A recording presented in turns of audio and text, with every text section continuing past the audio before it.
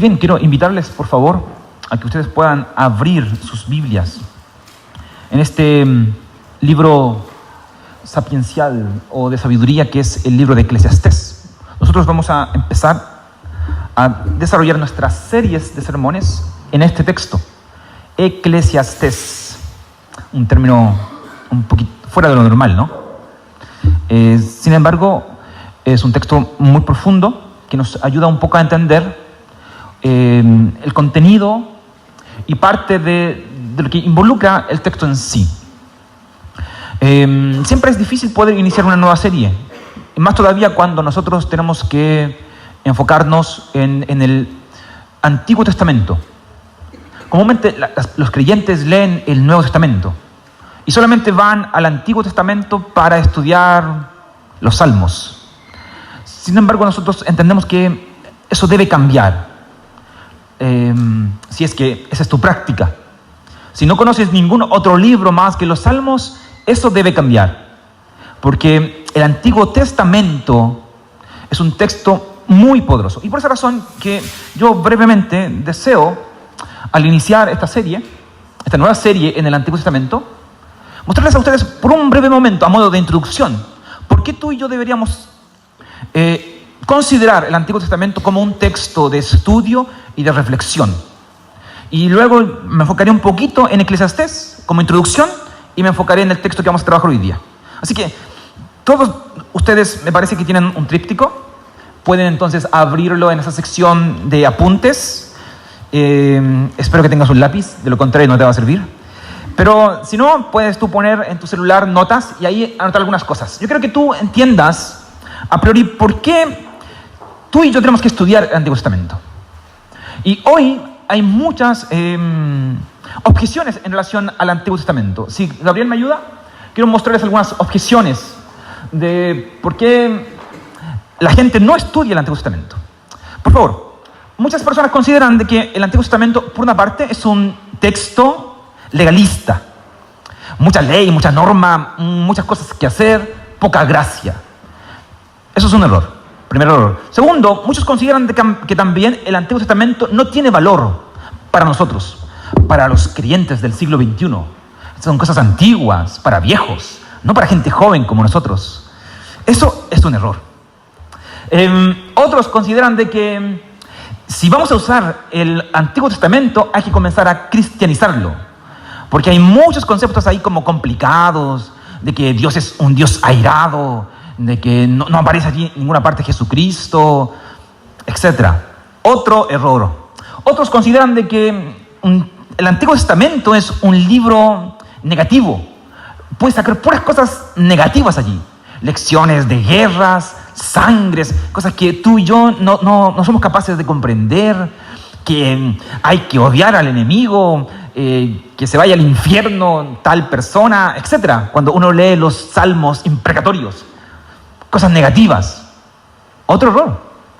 Otros consideran también de que el Antiguo Testamento simplemente es el prefacio del Nuevo Testamento. Es decir, es como una introducción, donde tú y yo deberíamos enfocarnos siempre es Nuevo Testamento. Es decir, de Mateo a Apocalipsis. Y si es posible, sacar de la Biblia esos textos que están en Génesis hasta Malaquías. Pero no es así. Ese es otro error. Otro error que comúnmente se considera en relación al Antiguo Testamento es esa idea de que el Antiguo Testamento simplemente es una preparación providencial para la venida de Jesucristo. Es decir, la gente tenía que leer algo para poder captar un poco acerca de lo que venía. Porque de lo contrario no iban a entender nada del plan de Dios. Pero debido a que Cristo vino, debido a que tú tienes el Nuevo Testamento, entonces dejémoslo de lado. Y por último, mucha gente considera de que el Antiguo Testamento lo único que hace es preservar algunos tipos y algunas ideas alegóricas que tienen que ver con Jesucristo, enseñanza un poco mística, difícil de poder entender, como que hay que leer entre líneas. Todas esas opiniones acerca del Antiguo Testamento son equivocadas. Yo no sé si tú entiendes dónde estás, pero una iglesia presbiteriana, ama tanto el Antiguo Testamento como el Nuevo Testamento. Y hay razones. Hay razones de por qué tú y yo debemos valorar el Antiguo Testamento. Gabo, por favor. Estas razones tienen que ver con, número uno, porque nosotros consideramos que el Antiguo Testamento es palabra de Dios. Palabra inspirada por Dios. Entonces, no es que el Antiguo Testamento es algo irrelevante. No es que el Antiguo Testamento no tiene valor. No tiene nada allí Dios para decirnos. Error. Antiguo Testamento es palabra de Dios. Y tú tienes que leer tanto el Antiguo como el Nuevo Testamento si quieres conocer a Dios, su salvación, su plan. No solamente los salmos, no solamente los proverbios para aquellos que son padres o son hijos. Génesis a Apocalipsis, de Génesis a Malaquías. Antiguo Testamento es palabra de Dios y tiene tanta autoridad como el Nuevo Testamento. Segunda razón de por qué nosotros valoramos es porque este nos conduce a Cristo, a Jesús. Sin Antiguo Testamento nosotros no entenderíamos muchas cosas que hay en el Nuevo Testamento. Comúnmente la gente considera y piensa de que el Antiguo Testamento debe ser interpretado a la luz del Nuevo Testamento. Error. No es así. El Antiguo Testamento por sí solo tiene valor. Por sí solo es importante para ti como para mí. El problema es que lo hemos descuidado. Pero el Antiguo Testamento nos habla de Cristo de manera tan profunda, tan impactante, que si lo consideráramos, este podría cambiar nuestra vida, igual como lo hace el Nuevo Testamento. Tercera razón. Él nos habla también de temas de la vida cotidiana. Éxodo 20, los proverbios, los salmos, los textos proféticos, justicia, problemas sociales, corrupción, etcétera, etcétera. Sabiduría. Antiguo Testamento está lleno de historias, principios para vida que tú y yo debemos considerar y que si no los consideramos, no los encontraremos tal vez en el Nuevo Testamento. Y por último, el Antiguo Testamento era la Biblia de la iglesia primitiva. Cada vez que tú encuentras en el Nuevo Testamento la idea de escritura, Pablo, Pedro y los apóstoles, ellos consideraban en esa declaración al Antiguo Testamento. Entonces, si para la iglesia primitiva el Antiguo Testamento fue tan relevante, también debe ser relevante para ti y para mí. Entonces, yo quiero invitarles, yo quiero desafiarlos a que salgan de Mateo, Marcos, Lucas, Juan, Romanos, Apocalipsis, no sé, Filipenses, que estuvimos ahí, y comenzamos a leer ahora Eclesiastés. Yo no estoy diciendo que es fácil, no estoy diciendo de que, oye, ahora va a ser más entretenido, vamos a llenarnos de historias. No. Estoy diciendo de que miremos la Biblia de manera progresiva y observemos que desde Génesis a Apocalipsis Dios nos habla. Dios nos habla. Y no necesitamos quedarnos allí en los textos que tú y yo ya conocemos para poder seguir escuchando a Dios. No. Tú necesitas entender todo el consejo de Dios. Y por eso nosotros hemos decidido comenzar a estudiar el libro de Eclesiastés. A mi modo de ver, es un texto complejo, bastante difícil. De hecho, yo creo que es el texto más difícil que yo he comenzado a estudiar dentro de mi ministerio. Pero a la misma vez es apasionante. Y eso es lo que nosotros queremos, que ustedes puedan sentir pasión por la palabra de Dios. Que ustedes lo estudien, que ustedes lo observen, etc. Así que quiero mostrarles 3 cositas como tips del texto, ¿ya? Para que ustedes puedan estudiarlo. En primer lugar, quiero hablarles un poquito acerca del autor. El autor de Eclesiastés. De hecho, ya ustedes lo encuentran en el capítulo 1, versículo 1. El autor, a modo general, nosotros entendemos, y así también lo manifiestan los eruditos a través de la historia, es el rey Salomón. El rey Salomón ha escrito 3 grandes libros sapiensales, digámoslo así. Entre otros, que podemos encontrar algunos salmos, etc. Pero 3 grandes libros de sabiduría. Uno es el libro de Proverbios. Otro es el libro de Cantares, el Cantar de los Cantares. Y el otro es este texto, Eclesiastés. alguna manera nosotros podemos ver a Salomón en el libro de los Proverbios como un maestro sabio. En el libro de Cantares, o el Cantar de los Cantares, podemos ver a Salomón como un amante, un enamorado. Así que si estás enamorado, por ahí puedes empezar a leer. Y Eclesiastés, para nosotros, es como él mismo se autodefine, el predicador. Él, en este texto, se manifiesta a nosotros como el predicador, el que va a hablarle a una asamblea de varias cosas interesantes, no desde la perspectiva metafísica, sino más bien él va a usar un lenguaje mucho más terrenal. Él va a ser en algunas ocasiones como un científico, en otras ocasiones como un historiador, y él va a intentar ponerse en tus zapatos para mostrarte el tema de este libro. Y el tema de este libro, en esencia, tiene que ver con el hecho de que la vida, el significado, el propósito de tu existencia, no tiene sentido, ni vas a encontrar sentido en tu trabajo, en tu familia, en tus quehaceres, en tus pasatiempos, en tus talentos o habilidades, si estas cosas primariamente no te llevan a conocer a Dios.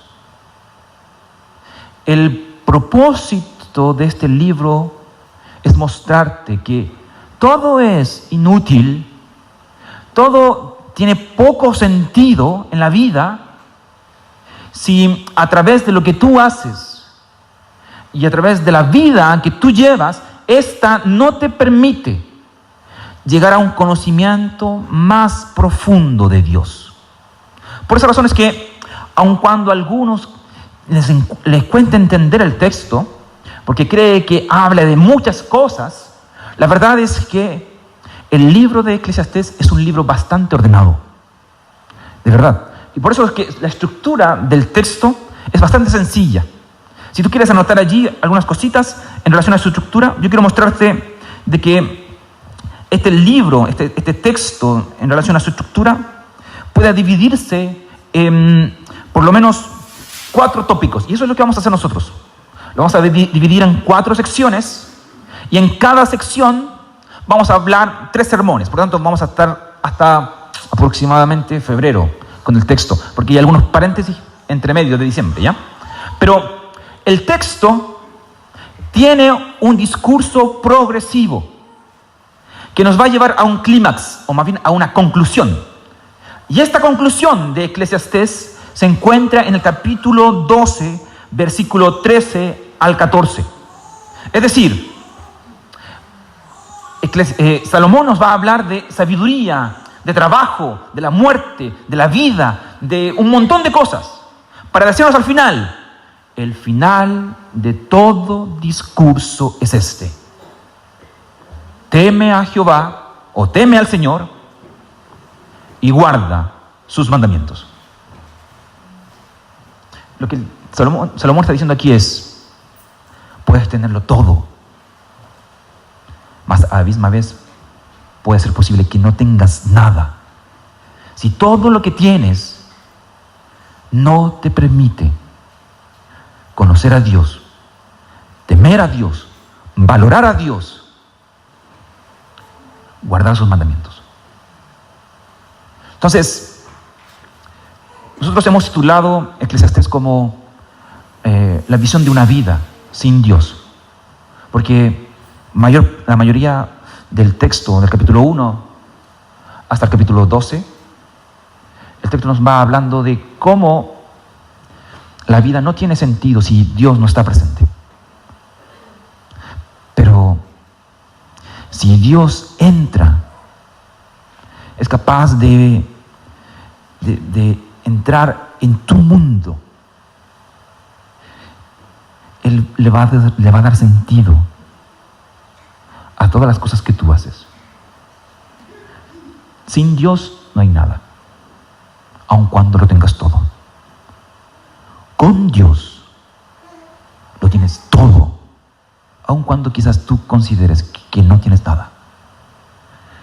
Y eso es lo que Eclesiastés, el predicador, Salomón, va a intentar comenzar a trabajar en el texto, partiendo de temas que te involucran a ti, me involucran a mí, los cuales son diversos, pero que Él va a intentar mostrarte de que no podemos encontrar dicha, felicidad, gozo en lo que hacemos si Dios no está presente. ¿Ok?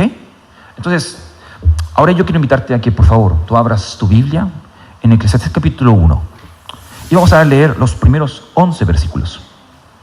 Ese va a ser nuestro texto base para el día de hoy.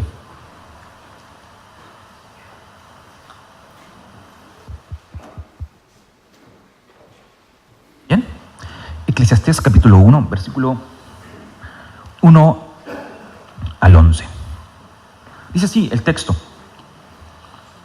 estas son las palabras del Maestro, hijo de David, rey en Jerusalén. Lo más absurdo de lo absurdo, dice el Maestro, lo más absurdo de lo absurdo. Todo es un absurdo. ¿Qué provecho saca el hombre de tanto afanarse en esta vida? Generación va, generación viene, mas la tierra siempre es la misma. Sale el sol, se pone el sol, y afanoso vuelve a su punto de origen, para de allí volver a salir. Dirigiéndose al sur o girando hacia el norte, sin cesar va girando el viento para de nuevo volver a girar. Todos los ríos van a dar al mar, pero el mar jamás se sacia. A su punto de origen vuelven los ríos, para de allí volver a fluir. Todas las cosas hastian más de lo que es posible expresar. Ni se sacian los ojos de ver, ni se hartan los oídos de oír. Lo que ya ha acontecido volverá a acontecer. Lo que ya se ha hecho se volverá a hacer. No hay nada nuevo bajo el sol. Hay quien llega a decir: mira que eso sí es una novedad, pero eso ya existía desde siempre, entre aquellos que nos precedieron. Nadie se acuerda de los hombres. Primero, porque nadie se acordará de los últimos. No habrá memoria de ellos entre los que habrán de sucedernos.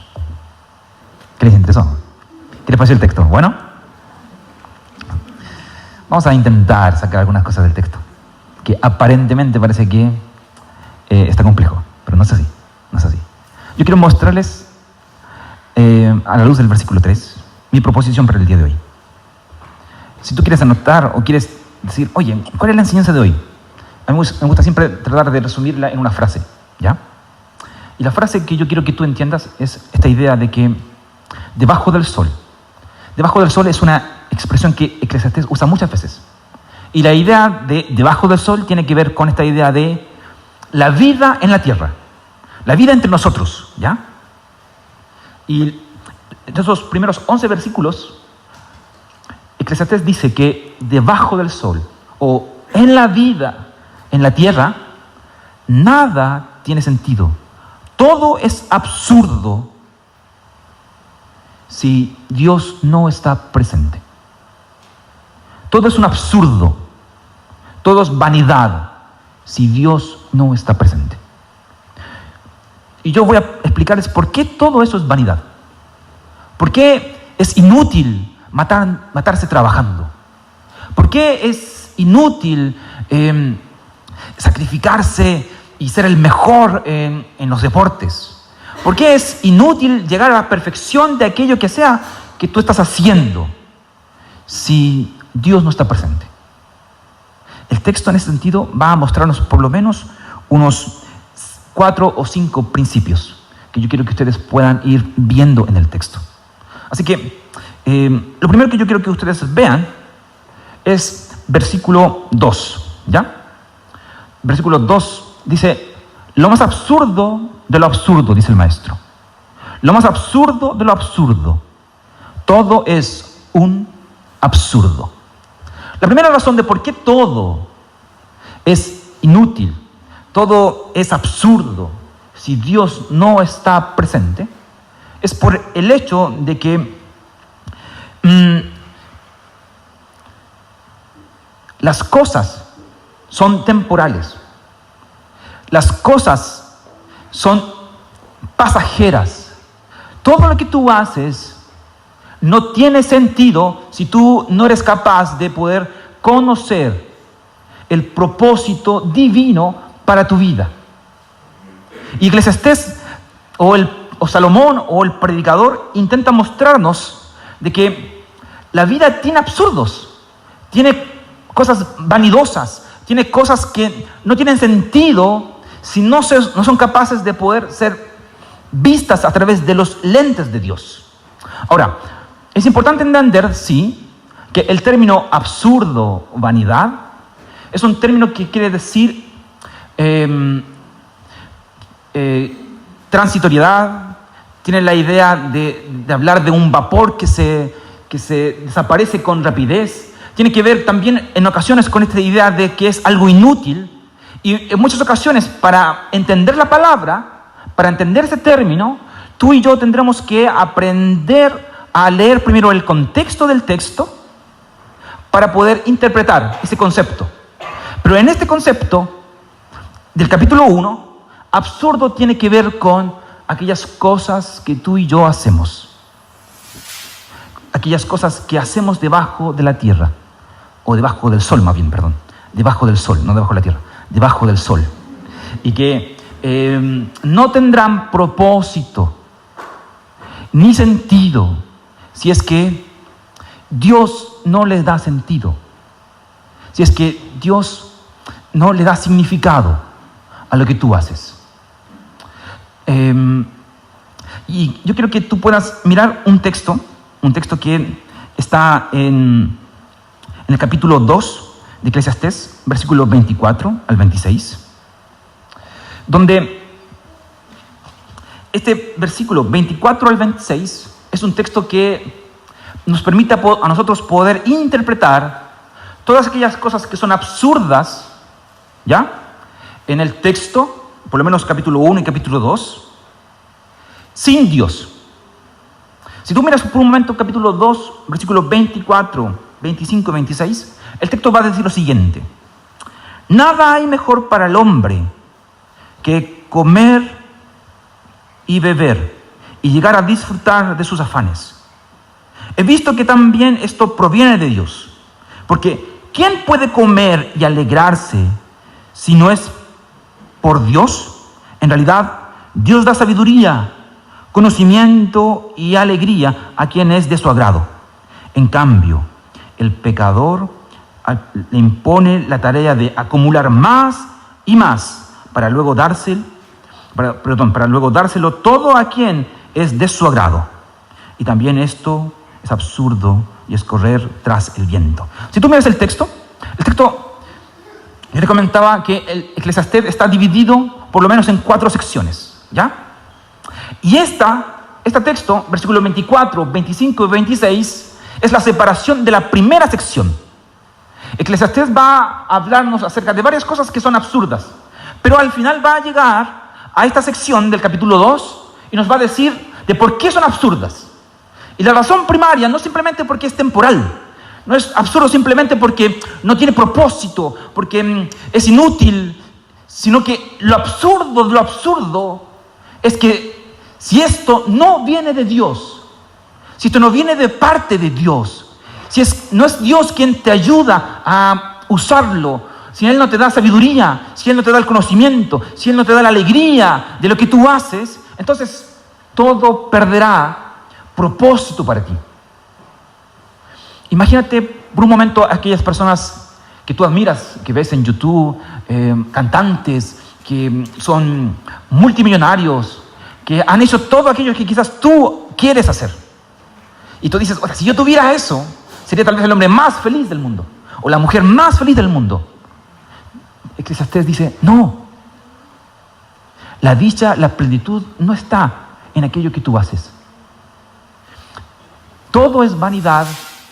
Todas las cosas que tú haces pierden propósito si es que Dios no está presente, si es que Dios no te lo da. Por lo tanto, la primera razón de por qué todo en la tierra es absurdo tiene que ver con eso. Porque según Eclesiastés, cuando hacemos cosas independientes de Dios, todo es absurdo y vanidad.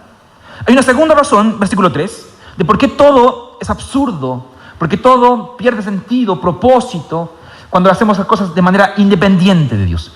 Y esta razón es porque todo pierde provecho. Mira un poquito el versículo 3. El versículo 3 dice lo siguiente: ¿qué provecho saca el hombre de tanto afanarse en esta vida? Esta pregunta es una interrogante que Eclesiastés va a ir comentando varias veces en el texto. ¿Cuál es el provecho de todo lo que yo hago?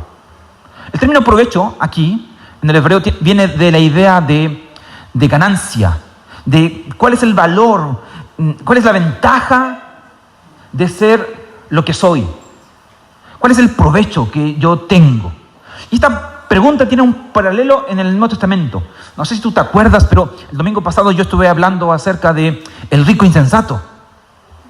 Y Dios le dijo al rico insensato, cuando él tenía sus graneros llenos y tenía acumulado todo allí en el alfolí, él dijo: necio, ¿y todo lo que tienes ahora, de quién va a ser?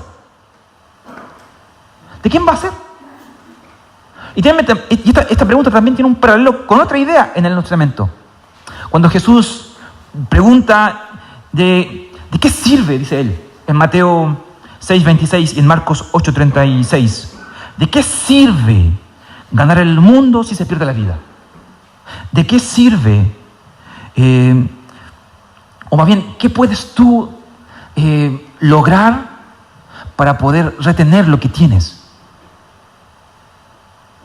Si Dios no está presente, si tú haces las cosas no obteniendo el favor de Dios, si Dios no está en tu empresa, si Dios no está en tu familia, si Dios no está en tu proyecto, en tu profesión, no sacarás ningún provecho. Por lo menos, no un provecho que perdure en el tiempo. Puede ser posible que sí, logres algunas cosas y obtengas algunos beneficios.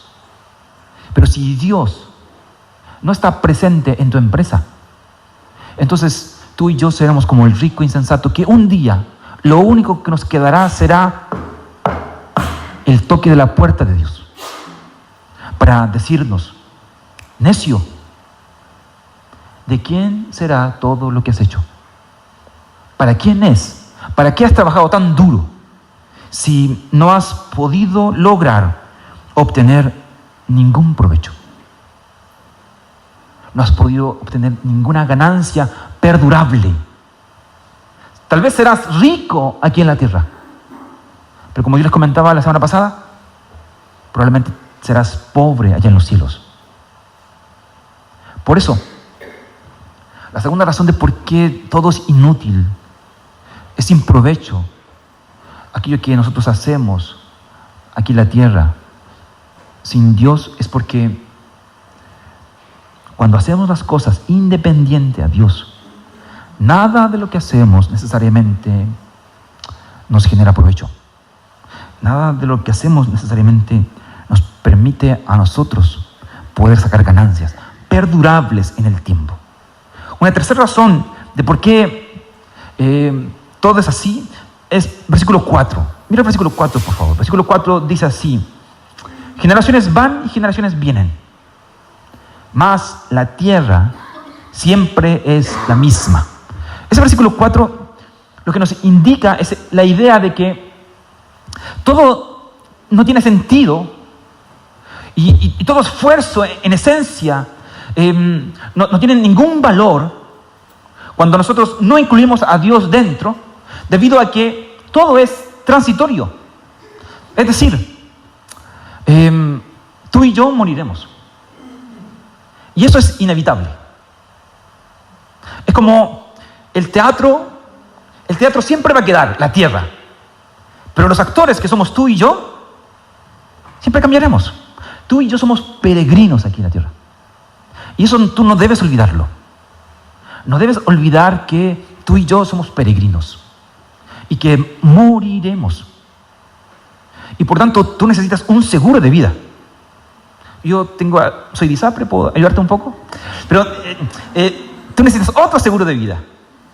Y este seguro de vida es tener a Dios en tu vida. Porque la gente muere, la tierra queda. Tú y yo vamos al polvo. Tú y yo seremos comida de gusanos. Y todas las obras que tú has hecho desaparecerán. Sin embargo, como dice Pablo a los Corintios, si tú estás en el Señor, nuestro trabajo no es en vano. Pero es el Señor quien hace de que lo que tú hoy día haces tenga significado en el futuro. Lo que tú hoy día haces perdure en el tiempo. Esa es la razón de por qué recordamos a un Moisés. Esa es la razón de por qué recordamos a un Abraham. Es la razón de por qué recordamos a grandes hombres de la Biblia. El tiempo también pasó por ellos. Sin embargo, es Dios quien los hizo perdurar en el tiempo. Todas las cosas que ellos hicieron están allí presentes para ti y para mí. Pero no fueron sus grandes obras, es Dios quien hizo de ellos memoria. Y es Dios también quien puede hacer eso. Sin embargo, si Dios no está presente, el gran problema radica en que todo es transitorio. La tierra va, se queda, los árboles crecen, mas tú mueres. Por tanto, el gran problema con la vida debajo del sol, con esa vida que no tiene provecho, donde nuestro trabajo no tiene significado, es debido a que tú y yo somos peregrinos. Pero hay una cuarta razón, y yo creo que tú mires versículo 5 ahora. Versículo 5 y al versículo 9. Versículo 5 y versículo 9 dice así: sale el sol y se pone el sol, y afanoso vuelve a su punto de origen, para de allí volver a salir. Dirigiéndose al sur o girando hacia el norte, sin cesar va girando el viento para de nuevo volver a girar. Todos los ríos van a dar al mar, pero el mar jamás se sacia. A su punto de origen vuelven los ríos, para de allí volver a fluir. Todas las cosas hastian más de lo que es posible expresar. Ni se sacian los ojos de ver, ni se hartan los oídos de oír. Lo que ya ha acontecido, volverá a acontecer, y lo que ya se ha hecho, se volverá a hacer. No hay nada nuevo bajo el sol. Hasta el versículo 8, yo creo que tú entiendas una cuarta razón de por qué todo es inútil en la tierra si Dios no está incluido. Y esta es la idea de que todo es fatigoso para nosotros. Y en estos textos hay algunos paralelos que tú tienes que observar. Observa de que el texto nos habla de ríos, viento, el sol. Estos elementos de la creación son en el Antiguo Testamento o en el tiempo antiguo, en muchas ocasiones tenían una clase de divino. La gente los consideraba como seres celestiales, dependían de ellos, etc. Y el tema es que cada uno de estos elementos en el texto nos habla de que estos elementos se mueven. Todos van hacia un lugar para luego quedarse en el mismo lugar. Pero el texto también nos habla no solamente de estos elementos de la creación, sino que nos hablan también de algunas cosas del ser humano. Ellos hablan de los oídos que no se cansan de oír, de los ojos que no se cansan de ver.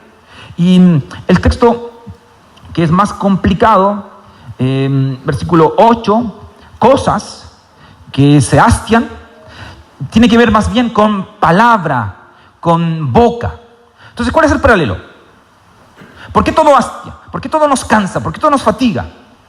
Según Eclesiastés, el problema de la vida aquí en la tierra sin Dios es que nosotros nunca tendremos la capacidad de poder expresar con nuestros propios labios, con palabras, todo lo que vemos en la naturaleza. Y especialmente el tema del fluir de los ríos. Nunca seremos capaces de poder entender todo lo que involucra el sol con nuestros ojos. Ni mucho menos podremos escuchar siempre todas las cosas que suceden a nuestro alrededor, como por ejemplo el viento. Aquí, en este texto, ustedes deben unir estos conceptos. Sol con vista, viento con oído, cosas con ríos, para darse cuenta de que el mundo sin Dios, al parecer, es casi como un círculo sin fin, como la canción del Rey León, ¿se acuerdan de ese? Donde no hay principio ni hay fin, todo nos cansa, todo nos abruma, no tenemos las capacidades para poder entender a Dios, porque no conocemos a Dios. Y por eso es pesado vivir, es pesado entender cada día y las cosas que ocurren, las situaciones que suceden, etc. Todo es fatigoso, cansador, si Dios no está presente. Nuestros ojos se cansan porque no son capaces de poder captarlo todo. Nuestros oídos nunca lograrán entender ni escuchar todas las cosas que ocurren a nuestro alrededor. Ni jamás podremos expresar de manera clara, precisa, todo lo que observamos y todo lo que escuchamos con nuestros labios. Estamos limitados. Y la verdad es que el pecado ha hecho eso con nosotros. Estamos en una condición frustrante porque estamos limitados.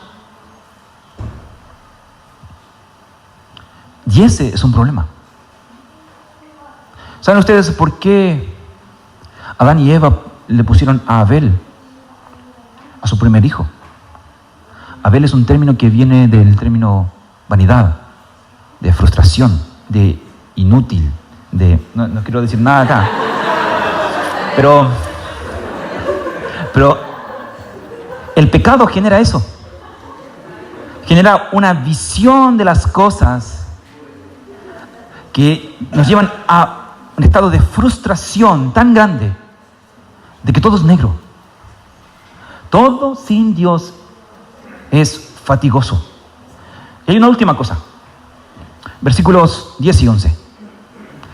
O más bien, voy a leer nuevamente el versículo 9, 10 y 11. Dice: lo que ya ha acontecido volverá a acontecer.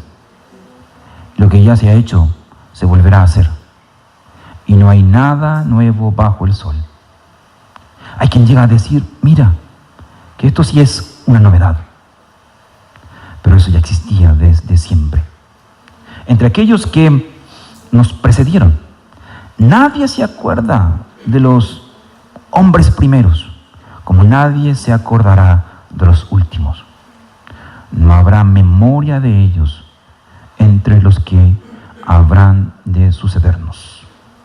Entonces, la última razón de por qué todo es negro, todo pierde sentido si Dios no está presente, es porque todo lo que tú haces sin Dios, al final se pierde o se olvida con el tiempo. Los presbiterianos tenemos una característica. Esta característica de los presbiterianos o reformados es que nosotros nunca hablamos de cosas nuevas, porque nosotros somos confesionales. Había un autor que decía de que si alguien dice que ha dicho algo nuevo, entonces no es verdad. Y si alguien dice que ha dicho la verdad, entonces eso no es nuevo. No hay cosas nuevas. Puede sí ser posible que seas original, pero crear cosas nuevas, eso no es posible. Entonces tú te preguntarás, ¿por qué entonces hay cosas que nosotros consideramos que sí son nuevas? La razón es porque sencillamente, según el versículo 11, tú y yo tenemos muy mala memoria. Y nos leemos las actas de las reuniones anteriores. Por eso nos parece nuevo. Tal vez el envoltorio es nuevo o original. Pero, según el autor, nada hay nuevo. Todo se pierde. todo con el tiempo se olvida. Todo, al final, el tiempo lo borra. Entonces, Eclesiastés capítulo 1, versículo 1 al 11, lo que intenta explicarnos a nosotros es que, lamentablemente, la vida es absurda. Lamentablemente, hay poco provecho en las cosas que hacemos. Lamentablemente, todo es transitorio, todo es fatigoso y todo con el tiempo se desgasta, se pierde, se borra. Todo lo que tú haces va a ser clasificado o dividido o separado en alguna de estas cajitas. Transitorio, poco provechoso, limitado, etc. Hasta que tú, nuevamente, no vuelvas a Dios. Y yo quiero que nuevamente tú mires Eclesiastés capítulo 2, versículo 24 al 26. ¿Dónde está lo bueno en la vida? ¿Dónde está lo mejor para ti y para mí? Según el capítulo 2, versículos 24 al 26, lo mejor, lo bueno está en Dios.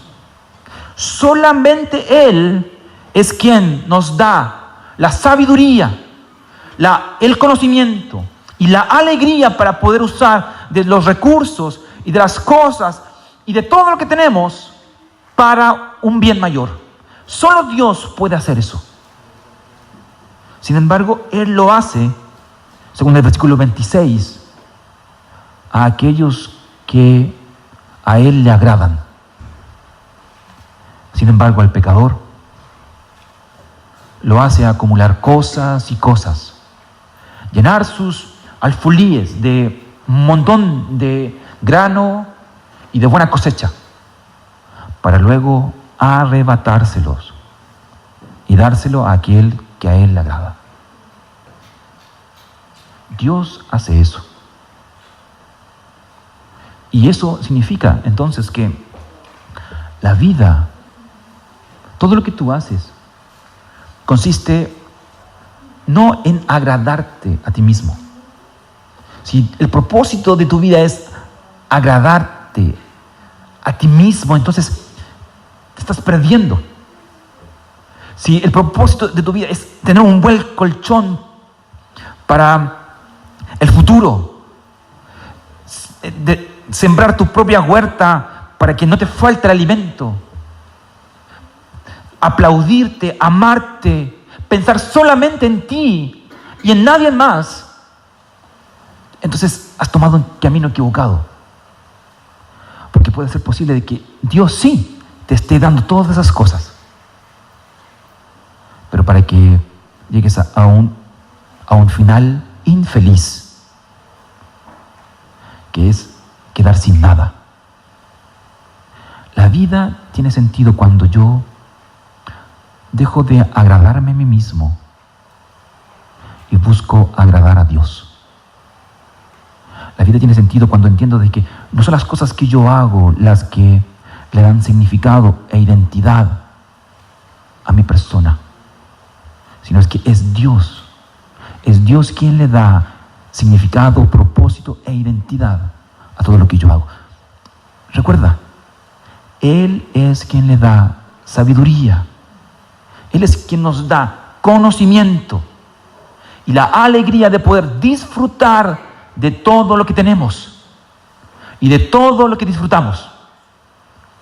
Él es la sal de nuestra comida, es la azúcar de nuestro café. Sin Él, todo es amargo, aunque pueda ser abundante. Sin Él, todo pierde sentido, aun cuando otros también lo tengan. Dios debe ser la persona que tú debes incluir en tu vida. De lo contrario, todo será vanidad, improductivo, fastidioso, transitorio y una bonita idea en el recuerdo. Sin embargo, si Dios está presente, tu vida tiene sentido. Así que Ese es el tono de Eclesiastés. Por lo menos los primeros 11 versículos. Y el llamado es: incluye a Dios en tu vida. Permite que Dios le dé sentido a lo que tú haces. Por ti mismo no puedes hacer eso.